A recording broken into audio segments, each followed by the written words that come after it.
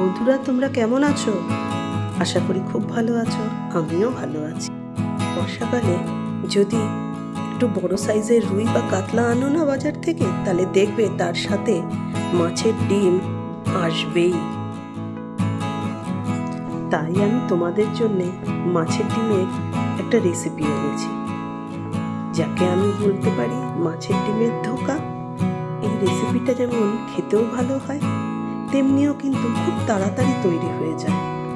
আমি কিভাবে তৈরি করি তোমাদের একটু আমি দেখাই। সেদিন আমার বাড়িতে একটা বড় রুই মাছ এসেছিল, আর তার সাথে দেখো কত বড় একটা 250-300 গ্রাম তো হবেই ডিম চলে এসছে। তাকে আমি ভালো করে ফেটিয়ে নিলাম। তার সঙ্গে 1/2 চামচ লবণ, 1/2 চামচ হলুদ গুঁড়ো, 1/2 চামচ লঙ্কা গুঁড়ো, 2টো পেঁয়াজ কুচি আর বেশ খানিকটা লঙ্কা কুচি, যদিও তোমরা স্বাদ মতো লঙ্কাটা দিয়ে আমি ভালো করে মেখে নিলাম। বন্ধুরা, তোমরা কে কোথা থেকে আমার ভিডিওটা দেখছো আমার কিন্তু জানাতে ভুলো না। কিন্তু মাছের ডিমটা আমরা ভালো করে মেখে নিয়েছি। এবার একটা ফ্ল্যাট প্যানে কিছুটা সর্ষের তেল নিলাম। সর্ষের তেল ছাড়া অন্য তেলও দিতে পারো। রান্নায় সর্ষের তেলটা একটু ভালোই যায়। এবার ওই ডিমের মিশ্রণটা গরম তেলের ওপর সমান করে ছড়িয়ে দিলাম, যাতে কোনো জায়গা মোটা বা বেশি পাতলা না হয়ে যায় এবং ভালো মতো ভাজা হয়। এতে মাছের ডিমটা বেশ সমানভাবে ভাজা হবে আর সেদ্ধ হয়ে যাবে। 4 মিনিট ঢাকা দিয়ে ভাজার পর যখন দেখবো নিচের দিকটা একটু লালচে হয়ে এসছে, তখন একটা প্লেটের সাহায্যে উল্টে দিলাম।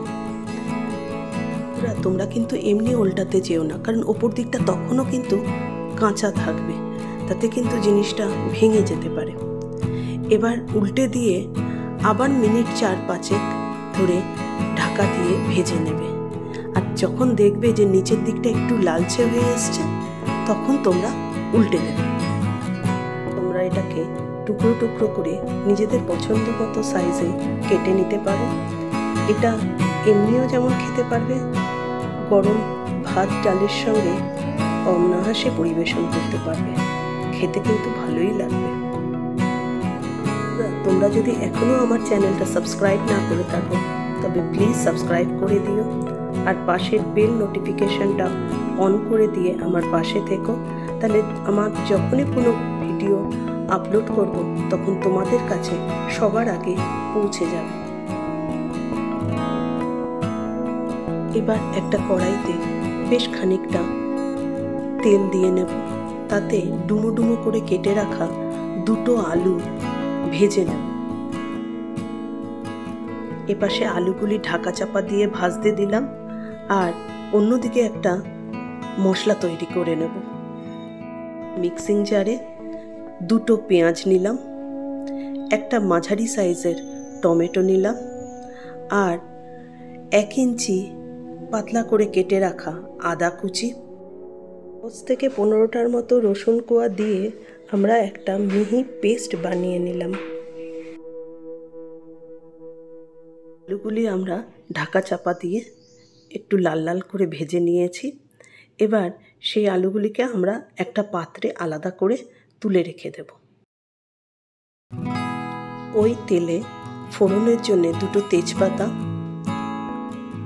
1 চামচ গোটা জিরে, 1 ইঞ্চি 2টো দারচিনি দিয়ে 30 সেকেন্ডের মতো ভেজে নেব। ওই তেলেই 1/2 চামচ হলুদ গুঁড়ো, 1 চামচ কাশ্মীরি লঙ্কার গুঁড়ো দিয়ে অল্প জল দিয়ে মিনিট খানেক ভেজে নেব। এতে তরকারির কালারটা খুব সুন্দর আসে।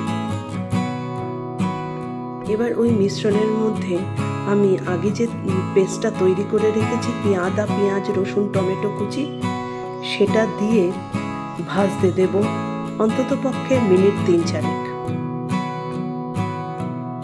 মশলাটাকে আমরা 1/2 চামচ লবণ দিয়ে ঢাকা চাপা দিয়ে বেশ কিছুক্ষণ কষিয়ে নেব, যতক্ষণ পর্যন্ত না মশলার থেকে তেল ছেড়ে আসছে। মশলার থেকে যখন তেল ছেড়ে আসবে তখন আমরা তাতে কিছু শুকনো মশলা দেব। আমি তাতে 1 চামচ জিরে গুঁড়ো, 1/2 চামচ ধনে গুঁড়ো আর 1 চামচ লঙ্কা গুঁড়ো দিয়েছিলাম, কিন্তু সেটা আমি ভিডিও করতে ভুলে গেছি। এই মশলাটাকে ভালো করে অল্প জল দিয়ে কষাতে হবে যতক্ষণ পর্যন্ত না মশলার থেকে তেল বেরিয়ে আসে। বন্ধুরা, আমার চ্যানেলে মাছের ডিমের আরও কিছু রেসিপি আছে, আমি তোমাদের লিঙ্কটা দিয়ে দেব, তোমরা দেখে নিতে পারো। মশলার থেকে তেল বেরিয়ে এসছে। এবার আমরা ভাজা আলুগুলিকে দিয়ে আরও মিনিট 2-3 ঢাকা চাপা দিয়ে কষিয়ে নেব। এবার আমরা ওর মধ্যে গ্রেভির জন্য কিছুটা জল দেব। তোমরা যে যেরকম গ্রেভি রাখতে ভালোবাসবে সেই রকম তোমরা জল দিয়ে ভালো করে ফুটিয়ে নেবে। ঝোলও ফুটে গেছে, আলুও সেদ্ধ হয়ে গেছে। এবার আমরা তার মধ্যে আমাদের ভেজে রাখা মাছের ডিমের থোকাগুলি দিয়ে মিনিট 5 রান্না করব। বন্ধুরা, তোমাদের যদি এই রেসিপিটা ভালো লাগে তাহলে একটা লাইক আর কমেন্ট করতে ভুলো না, কিন্তু তোমাদের কমেন্ট করতে কিন্তু আমার খুব ভালো লাগে। বন্ধু আর রিলেটিভসদের মধ্যে অনেক অনেক করে শেয়ার করো, যদি তাদের দরকার হয় তারা দেখতে পারবে। আমাদের রান্নাটা মোটামুটি তৈরি হয়ে গেছে। এবার আমরা 1/2 চামচ গরম মশলা দিয়ে ঢাকা দিয়ে মিনিট 2-3 রান্না করে নেব। কিছু কাঁচা লঙ্কা ভেঙে ছড়িয়ে দেব ফ্লেভারের জন্য। আমাদের এই মাছের ডিমের ধোকা তৈরি, গরম ভাতের সঙ্গে পরিবেশনের জন্য রেডি। বন্ধুরা, আজ আসি। ভালো থেকো, সুস্থ থেকো, আনন্দে থেকো, আমার পাশে থেকো।